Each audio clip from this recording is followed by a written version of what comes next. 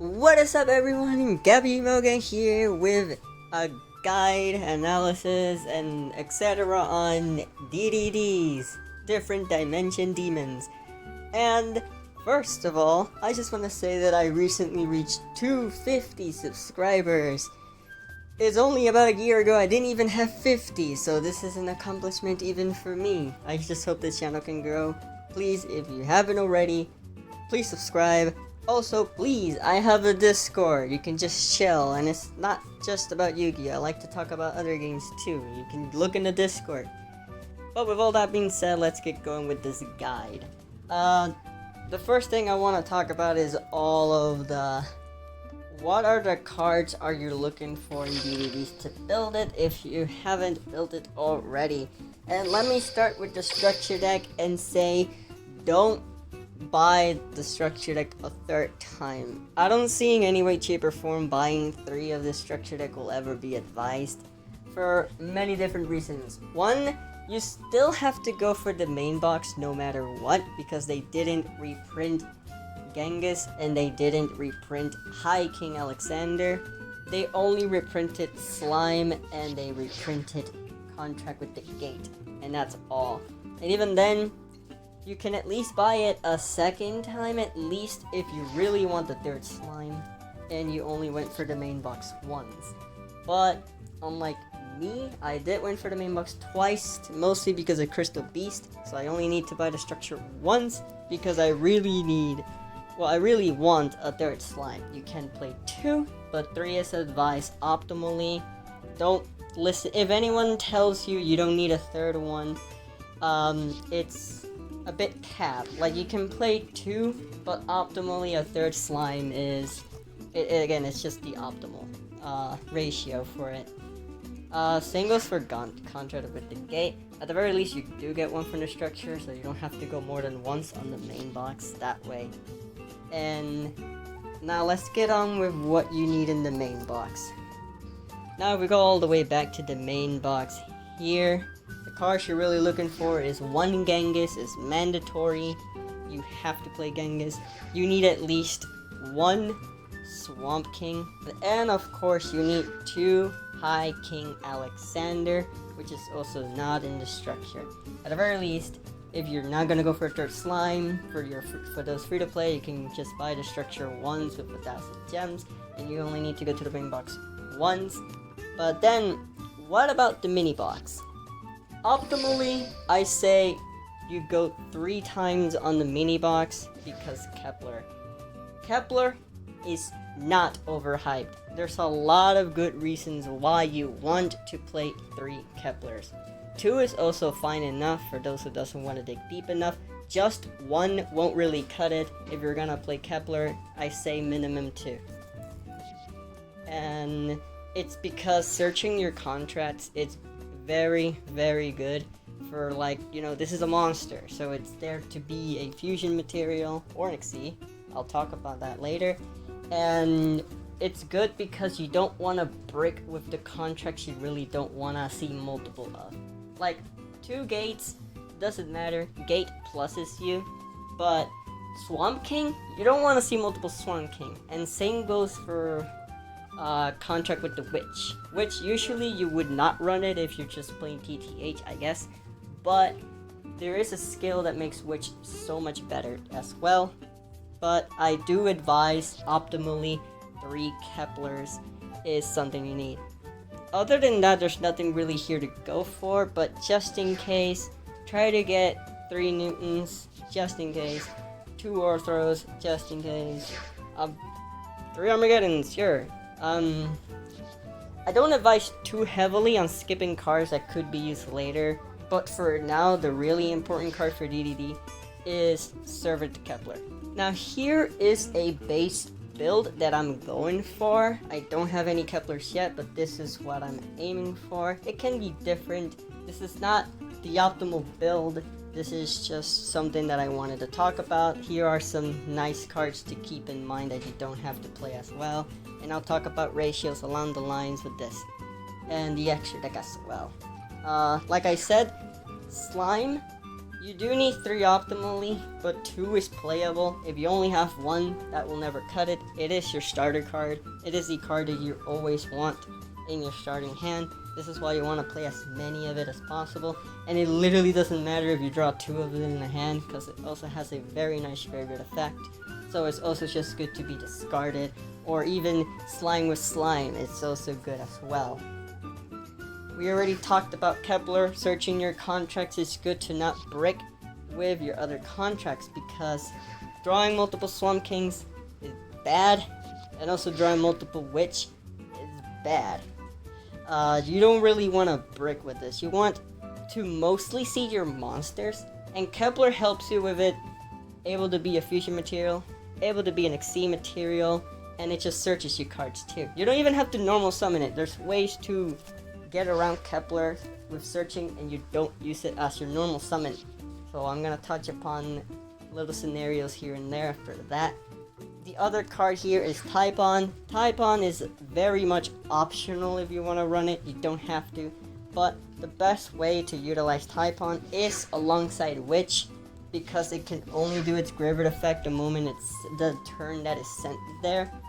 So it's either you did Night Howl and it was already in your graveyard, but you know, you can just search it, you have Witch, you pop a card, and then you can get immediately with this, if you have a triple D in your graveyard, to summon. The only thing it can summon is Beowulf, since it's the only level 8 or higher fusion, and the only one that has a requirement of a double D, because this one requires 2 triple Ds, so I can't summon it, and the others are not high enough level. But yeah. So Taipan, it's not mandatory, but it is a very nice option, and I advise that Taipan should be played with Witch, very much so. Pendragon, 3 of. You should always play 3. This is the main deck go-to triple D monster you want in your deck. And it's important that 1, it can remove back row without targeting, so it has that good thing going for it. It allows DDDs to play around back row to destroy spell or traps it needs to. It's very good that way. The other thing is, it's not a pendulum, so it stays in the graveyard after being sent from field to graveyard, to be specifically, because it just allows you to use Swamp King as follow-up. It allows you to use it with Typhon. It allows you to use it with Night Howl. It's important that it's not a pendulum for that reason. So if you're playing level 7's pendulum triple Ds, it's okay if you want more triple D level 7. That it's completely fine. But I wouldn't advise cutting Pendragon with pendulum triple D's level 7. I completely advise against that, but you can play more if you want. Newton is a level 7. Apocalypse is also level 7. Apocalypse is a decent one. This one I do advise to play 1 if you really want an extra triple D level 7, because the pendulum effect allows it to just summon itself from the scale, simply like that. Just banish 2 double D or triple D, and you should special summon from the scale. It's a good extender, and it will make it easier to make your High King Alexander 6k attack. So 1 of this is okay. Apocalypse is an okay, but never any of those cards as a replacement for Dragon King Pendragon. Never replace this. Always play 3 Pendragon. And then there's Night Howl. I personally like to see this card because Slime, Night Howl, and Pen King in your hand, Pendragon in your hand, is literally Genghis, Pendragon, and High King Alexander on your field. Him with 3k attack, and that's just a good. That's your Trinity. That's your Trinity OTK. But you can just play 2 Night Howls. But obviously, you play Night Howl because it's your tuner. It's your way to summon High King Alexander. So there's that to go by it. Always play 2 to 3 copies of Night Howl. I like the 3rd copy. Sometimes I will cut it if it's needed to be cut. Something I could cut to 1 because I can just always search it. If anything, is Baphomet. Berthamet is your monster to go into your rank 4, as it can target any other DD, any double D or triple D, and just change its levels from 1 to 8. So you can change Night Howl into level 6 and still summon High King Alexander. And also, or you can just turn any DDD into level 4 to make your rank 4 Wave King Kaiser, which is amazing card. This OTK deck finally has the best card to pass turn 1, and Kaiser is that. And I'll explain all of the extra deck options later, but he is your main way to do the only XC that matters right now in the game, which is Caesar. Your rank 4.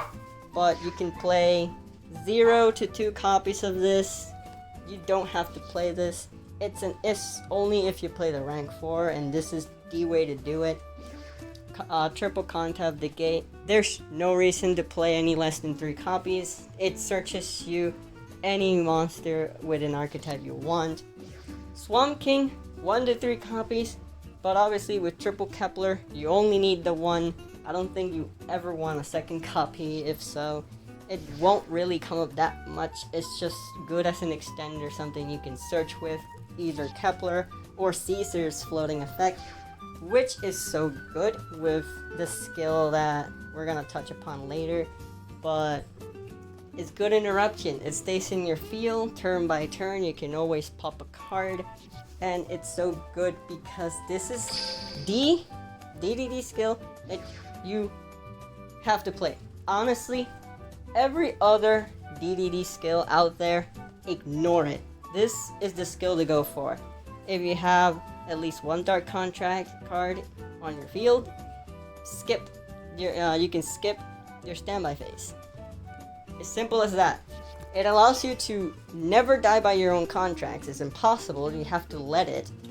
And it makes Witch significantly better, because back then it was this double-edged sword that if you just keep it on the field, it will just burn you to death eventually, along with your other contracts that you may have.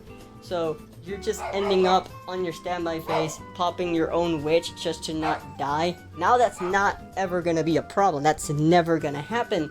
So with the skill, it makes Witch better. They have to now deal with the Witch themselves. They're not gonna wait for you to get rid of Witch. Witch will always be there. It will just keep interrupting opponents. Discarding is never much of an issue because you use your graveyard. Night Howl uses your graveyard. Taipan uses your graveyard. Swamp King uses your graveyard. So the discarding is not even so much of an issue either. And also with Gate, you always plus a turn with a search. So you just search Taipan, discard it with Witch. And if you have any triple D in the graveyard, that is just a free Beowulf over there. So, and this is basically because contract procrastination and Kepler is what really makes this possible. This is why I don't think Kepler is overhyped. I think Kepler has the right amount of hype that it should be, because it's just more consistency. For not just because it searches you contract, but also because you don't have to run 3 copies of these 2. 2 Witches is fine though, because it's removal, and you can always discard Witch anyway with a Witch. At the same time, if they deal with it, if you really want another one, because the skill allows you to play passively with this deck, and that's where it really lies on. You can also just like I said, you can always cut these 2. I don't even have a semi-limit card, and let's do it. You can go for Kiteroid. Honestly, I would even go for this. Like, this is also fine. And this is it. This is just, these are all the cards. The only mandatory cards is Slime, Kepler, Pendragon, Night Howl, and Contract with the Gate. And 1 Swamp King, which is optional. Taipan is optional. The 3rd copy of Night Howl is optional. Behemoth, completely optional.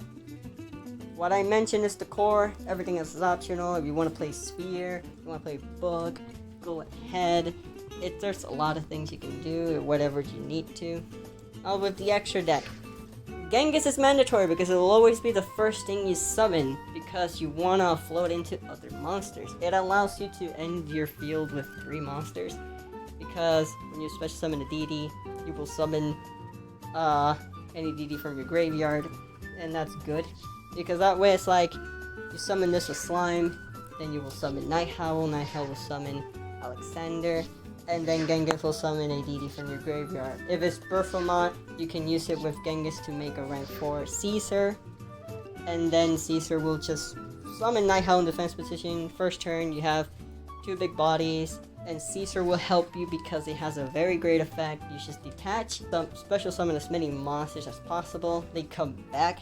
The other great thing about Caesar is that it floats a contract to search, so that's just either +1 to discard with Witch, or searching Swamp King as follow-up. Caesar's very good that way. But Genghis is what makes all those big combos possible. It is mandatory. 1 Genghis is enough.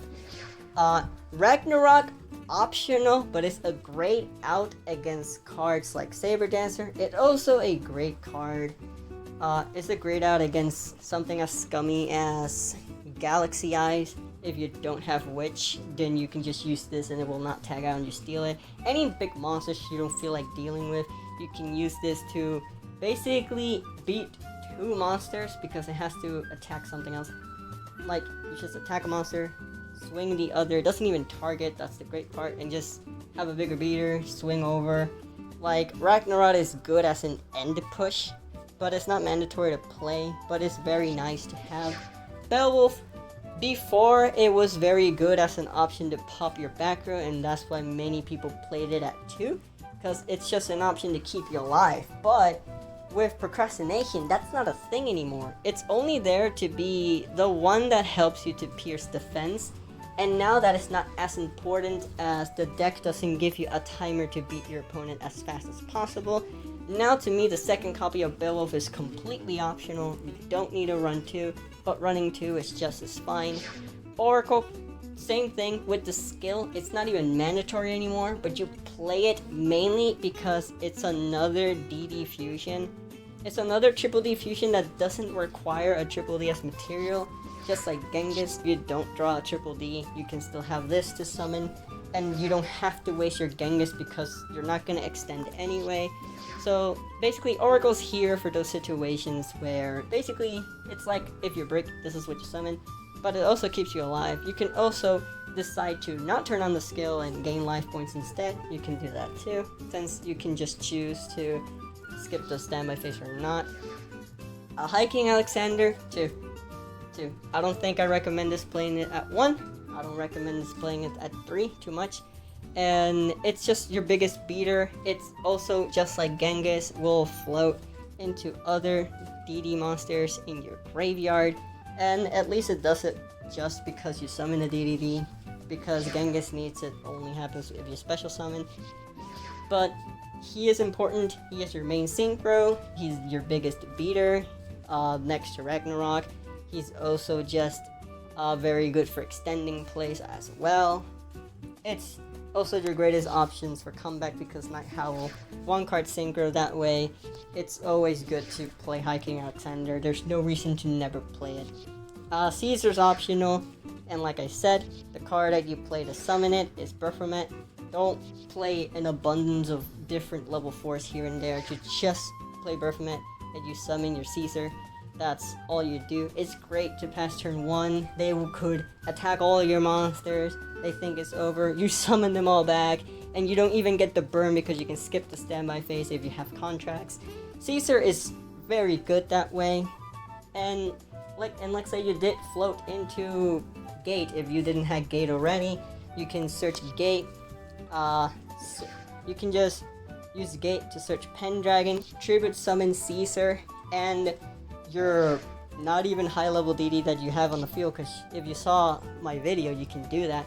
And on that, because you tribute summon Caesar, you will float into another. You can float into a Witch, or you can float into a Swampkin for follow-up. And because you likely have High King Alexander in the field, you can just float Caesar back on the field, and you have 3 big bodies. His 6k attack is open. it's very great. This deck is like, there's a lot of ways to build it, but I'm letting you know what are the important cards. So it's nice. So the important cards to play is obviously Slime, Kepler, Pendragon, Night Howl, Contract with the Gate, and Swamp King. This is how a deck looks like without Kepler. It's bricky. Like, too many Witches, too many Swamp Kings if you draw them. That is just bad. This is why Kepler is very nice. It's not overhyped. And this is the only skill. This is the only important skill. It allows you to have grind game. You're never going to be put on a timer. It also jukes your opponent thinking that you may not have the skill. They think they kill you with a contract, and you don't, and you kill them back. Like, they're gonna miss lethal thinking you're dead if they're not smart enough to know you should be playing the skill. So with that, that's all I really need to say. Comment down below what you guys think, if there's any other advice, any interesting tech. I know the Stormberg decks exist, but I don't want to talk about that. That is quite cheesy, and I feel like they're probably going to emergency ban Stormberg if it gets out of control. But with that being said, I'll see you guys in the next video or so. So, see you later again. Gabby Moga signing out.